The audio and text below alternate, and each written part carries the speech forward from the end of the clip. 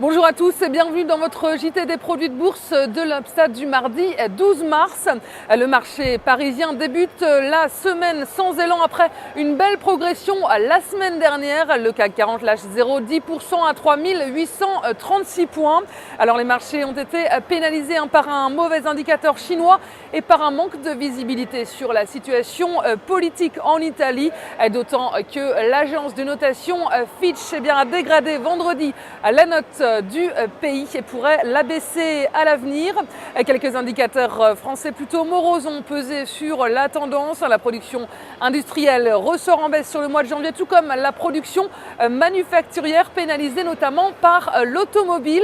Et du côté des valeurs sur le CAC 40, le secteur automobile, on voit donc subit quelques prises de bénéfices avec notamment Renault et Peugeot qui perdent respectivement 0,35 et 0,91%. Et c'est Veolia Environnement qui signe la plus forte baisse du CAC après que Goldman Sachs a baissé sa recommandation sur la valeur. Et outre-Atlantique, Wall Street a repris son souffle aujourd'hui après avoir marqué 4 records d'affilée, un sommet historique la semaine dernière. La séance donc a débuté en baisse et elle clôture en légère hausse. On voit tout de même un manque d'élan sur les marchés américains. Aucun indicateur majeur n'est venu animer la tendance. Quelques inquiétudes ont également pesé sur les marchés, quelques inquiétudes sur la scène internationale avec d'abord des statistiques chinoises en demi-teinte. L'inflation en Chine a atteint en février son plus haut niveau en 10 mois sur un an et coup de frein également sur la croissance de la production industrielle et sur les ventes au détail, de quoi inquiéter les marchés sur la vigueur de l'économie, de la deuxième économie mondiale.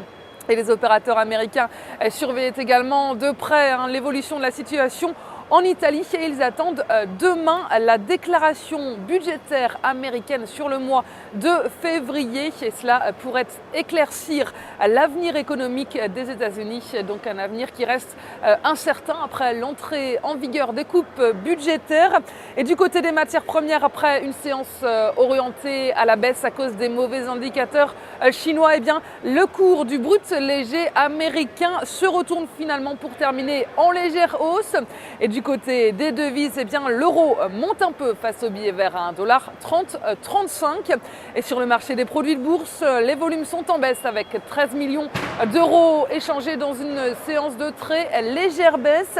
Et concernant la répartition par type de produit, les certificats sont en hausse à 80% des échanges, les varants sont en repli à 20%. Et du côté des transactions, les certificats représentent 65% des échanges en hausse donc et les varants 35%. Et en ce qui concerne la répartition par sous-jacent, les indices sont en baisse avec 16% du marché et les actions sont en hausse à 78%. Et la répartition des transactions sur les varants nous indique que les indices représentent 16% des volumes, les actions sont à 82% et le taux de change et les matières premières sont à 1%.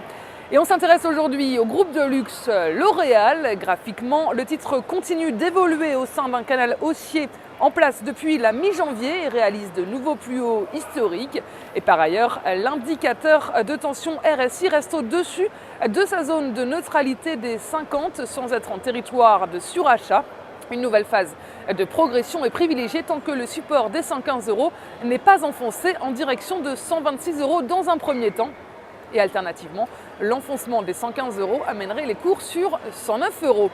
La stratégie qui vous est proposée pour jouer cette valeur, c'est l'achat du Warrant Call L'Oréal à 3292 T d'Unicredit au prix d'exercice de 20 € et d'échéance au 6 septembre 2013.